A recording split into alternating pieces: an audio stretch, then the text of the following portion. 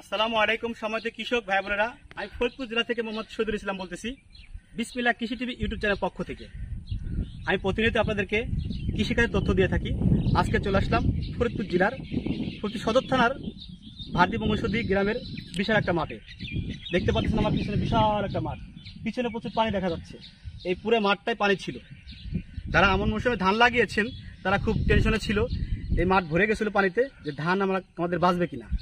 এখন মাশাআল্লাহ পানি নেমে গেছে নিচের দিকে, আমার পিছনের দিকে সবারই ধানের মাথা জেগে গেছে এবং হাতাল জেগে গেছে, দেখতে পাচ্ছেন। তো আমি প্রতিনিয়ত আপনাদেরকে সবসময় কৃষিকাজের ভিডিও দিয়ে থাকি। তো এখন যে আপনাদেরকে তথ্য দেবো সেটা হলো, আপনি একটু খেয়াল করেন, প্রত্যেকটা লোকেরই ক্ষেতে আগাছা হয়েছে। এই দেখুন, এটা একটু ক্যামেরাকে নিচে করে দেখা দেবো, প্রচুর আগাছা হয়েছে। ভাদলা, দুবলা, শামা, ব্রেনি, এই সমস্ত আগাছার কারণে আপনার ক্ষেতে ধানের ফলন বৃদ্ধি হবে না। তাহলে এটাকে মারার জন্য আপনাকে কি করতে হবে? এটাকে মারার জন্য আপনার দুই রকমের পদ্ধতি আছে। একটা হলো স্প্রে করে এই ঘাস মারা যাবে, আর একটা হলো সারের সাথে কিছু পাউডার ওষুধ আছে, মিক্স করে দিয়ে পানি বাঁধায় রাখতে হবে, পানিটা শুকিয়ে ফেলতে হবে, পরে সমস্ত আগাছা পচে গলে সার হয়ে যায়, ধানের কোনো ক্ষতি হবে না। তাহলে আপনাদেরকে আমি অবগত করব, যাদের ক্ষেতে এভাবে আগাছা আছে তারা এই মধ্যে আগাছানাশক প্রয়োগ করবেন। এরপরে 7 থেকে 8 দিন পরে সেই সমস্ত ক্ষেতে আপনারা কি কি দিবেন আমি বলে দিচ্ছি। এক পাখির জমি অনেকে 33-এ হয়, অনেকে 30-এ হয়, অনেকে 25-এ হয়।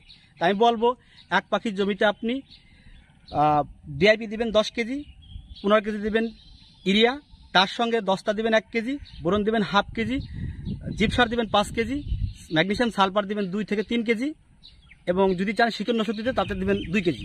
এগুলো দিয়ে একসাথে মিক্স করে আপনার ক্ষেতে আপনি দিয়ে হালকা পরিমাণে কলা গাছ টেনে দেবেন। আপনার ক্ষেতে যদি কোথায় জায়গায় দেবে যায়, বসে যায়, সেই সমস্ত সমস্যার সমাধান হয়ে যাবে এবং ধানের ছোপ বাড়বে এবং ধানে অধিক ফলন বৃদ্ধি হবে এবং গায়ে বছর থাকবে না গাছ, প্রত্যেকটা গাছই সেম সাইজের হবে। এবং দেখুন, আমি দেখাবো ওদিকে যে কিছু কিছু জায়গা ক্যামেরাম্যানকে দেখাতে বলবো, এই ক্ষেত্রে দেখাবো কিছু কিছু জায়গায় দেবে গেছে, বসে গেছে। এই সমস্যা থেকে বাঁচার জন্য আপনাকে এই ধরনের ওষুধ যদি ভূতে প্রয়োগ করতে পারেন তাহলে আপনার সঠিকভাবে ফলন বৃদ্ধি পাবে। তবে এখানে কথা আছে, আপনি শুধু আইনে 10টা বোরন থিবি জিপসার অন্য খাবার দিয়ে দিবেন আর হয়ে যাবে তা না। আপনাকে সঠিক কোম্পানি চিনতে হবে। সঠিক কোম্পানি বলতে কোনটা?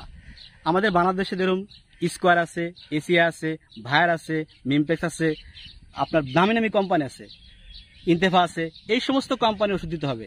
বাংলাদেশে 365টা কোম্পানি আছে এই কীটনাশক সার ওষুধের। 365টা কোম্পানির মধ্যে 15 থেকে 20টা কোম্পানি সঠিক, আর প্রত্যেকটা কোম্পানির মধ্যেই সমস্যা আছে, ওষুধের ভেজাল আছে।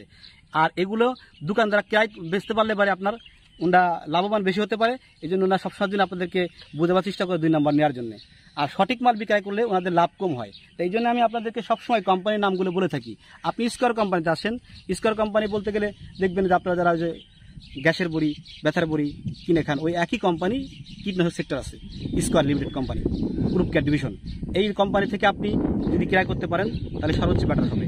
আরেকটা বিষয় বলবো, আমি ফরিদপুর জেলার মধ্যে যত আসি, যারা ফরিদপুর জেলার সদর থানা ভারতী বঙ্গসদী বাজারের মধ্যে আছেন তাদেরকে আমি অবগতি করব, আপনারা এই সার ওষুধ কেনার জন্য ভারতী বঙ্গসদী বাজারে চাঁদপুর যাওয়ার রোডে দিলীপ সরকারের বাড়ির সামনে সারের একটা দোকান আছে শহীদুলের, ওই দোকানে গেলে আপনি সঠিক মানের গ্যারান্টি সহকারে আপনি সঠিক 10টা বোরন থিবি জিপসার পাবেন। এখান থেকে আপনি ক্রয় করতে পারেন। এবং আরেকটা কথা বলে দেবো, উনি হলো একজন কৃষিবিদ এবং উনি কৃষি ডিপ্লোমা করছে, উনি এই বিষয়ে সুপরামর্শ দিয়ে থাকে। ওনার কাছে সুপরামর্শের জন্য আপনি আসতে পারেন। আমি যদি একটু এদিক দিয়ে আইসে আপনাদেরকে দেখাই, দেখুন সামনে একটা ক্ষেত আছে, আপনারা একটু আসবেন, দেখাবো, একটু এদিকে আসবেন, ক্যামেরাম্যানকে একটু কষ্ট দেবো। এই যে সামনে একটা ক্ষেত আছে, বই আছে, দেখতে পারুন। এই ক্ষেতে খুব ভালো ধান হয়েছে, এই ডান পাশের ধানের থেকে এখানে খুব ভালো হয়েছে। এই যে সামনেরটা তিনি একটু আগুন লাগিয়েছিলেন, ওনার ফলনটা মোটামুটি আসছে। এই জায়গা এই শহীদুল বাদ দোকান থেকে উনি 10টা বোরন জিপসার এনে বেছে মাত্র 6 দিন হয়েছে, 5 দিন না 6 দিন হয়েছে। এই জন্য দেখুন, এই ক্ষেত্রে কোনো আগাছা নাই। একটু ক্যামেরাম্যানকে দেখাতে বলবো, কোনো আগাছাই নাই, একটু নিচে করে দেখবেন। এই ক্ষেত্রে সকল আগাছা ধ্বংস হয়ে গেছে, দেখুন একটা আগাছাও নাই।